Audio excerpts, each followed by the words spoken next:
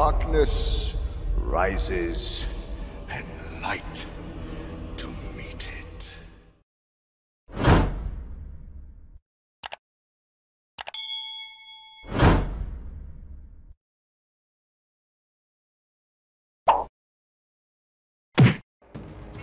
Intelligent and discerning, the Powin that becomes the Grand Inquisitor used to be a Jedi Temple guard. While serving the Order, he detests Chief Librarian Jocasta Nu for blocking him from having full access to the archives. During the Clone Wars, he is one of the guards that brings Jedi Barriss Offee to a military trial where former Jedi Ahsoka Tano was accused of Offee's crime of bombing the Jedi Temple. Due to the treatment of Barriss and Ahsoka, he becomes disillusioned with the Jedi. Following Order 66, he is recruited by Darth Sidious and becomes the Grand Inquisitor, responsible for leading the other members of the Inquisitorius.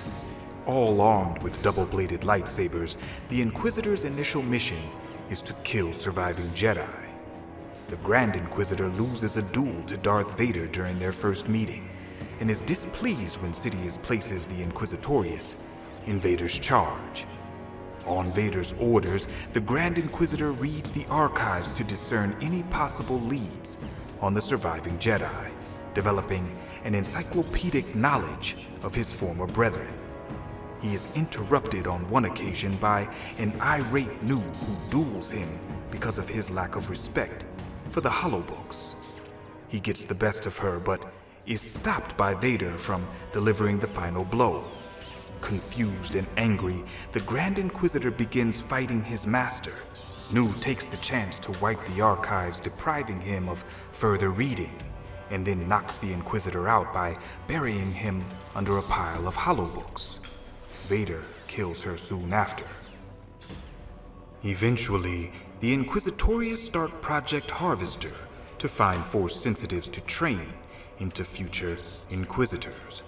The group also tries to convert any surviving Jedi, but kills any that refuse. One of these victims is captured Jedi Master Luminara Unduli, who is executed in the Grand Inquisitor's presence in the Spire on Stygian Prime. He spreads rumors that she is still alive and uses her remains, which have a lingering Force presence, to lure any surviving Jedi. A year into the Emperor's reign, the Inquisitorius learns of another possible Jedi survivor on Rada. While the Grand Inquisitor wishes to hunt the target himself, he is required elsewhere, so sends the sixth brother. When the Grand Inquisitor later travels to Rada, he is displeased to discover that the planet's rebellious farmers and the supposed Jedi, who is actually Ahsoka, have escaped, and that the sixth brother is dead. The Grand Inquisitor informs Vader that there is evidence of another unknown Jedi survivor. Years later, the Grand Inquisitor kidnaps Dara Leonis from Lothal for Project Harvester, torturing her in a cell on Arcanus. After Imperial Security Bureau agent Callous discovers the Jedi Kanan Jarrus and his presumed Padawan Ezra Bridger, Callous notifies the Grand Inquisitor, who sets a trap at the Spire, having ensured that Kanan and Ezra believe Unduli is held captive there. Despite having never met Kanan, the Grand Inquisitor identifies Kanan's master as Depa Billaba, and the weaknesses of his fighting style. He exploits this knowledge to great effect, and Kanan and Ezra barely escape. Soon after, the Grand Inquisitor visits the Lothal Academy to discover if two recruits are Force sensitive. He finds out that one of them, Dev Morgan, is actually Ezra Bridger on a rebel mission.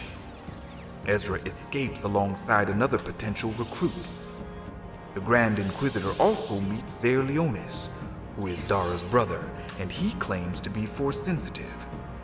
Following the Empire Day celebrations, the Grand Inquisitor tracks Kanan and Ezra to Fort Anaxis, where he duels them. Ezra brushes with the dark side in order to save Kanan and evade him. Then the Grand Inquisitor transfers Zare to Arcanus Academy to see if he is actually Force-sensitive and a rebel. He begins extracting information from Zare, but he has to return to Lothal suddenly, stopping their discussion.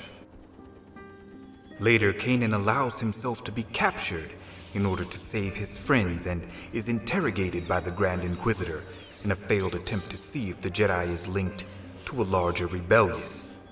After being freed from his cell by Ezra, Kanan finally proves himself a Jedi Knight when he defeats the Grand Inquisitor, who willingly falls to his death.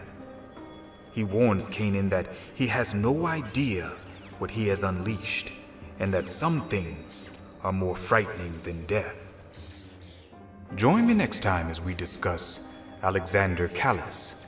Be sure to check out my Rancor report, where we discuss what's trending in pop culture, gaming, and Star Wars news, reviews, theories, and clues. Listen, I do what I love. I hope you love what I do. This has been Lore and Legends. Until next time.